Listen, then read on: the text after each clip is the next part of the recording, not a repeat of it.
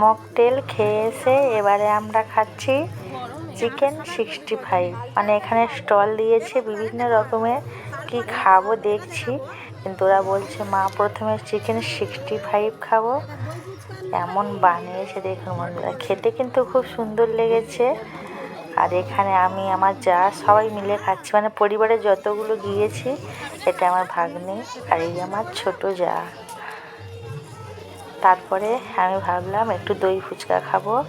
এখানে এসেছি, মেয়ে খুব বিরক্ত করছে, ও খাবে, ওকে মানা করছি, কিন্তু এত লাইন ওখানে আর চান্স পাচ্ছি না। একটা নিয়েছি, আমি আর আমার মেয়ে দুজনে খেয়েছি, তারপর পাতাটা রেখে দিয়ে চলে এসে ভেজ বল খেলাম। খুব সুন্দর লেগেছে ভেজ বলটা খেতে। আর মেয়ে আমি দুজনেই বসে খাচ্ছি।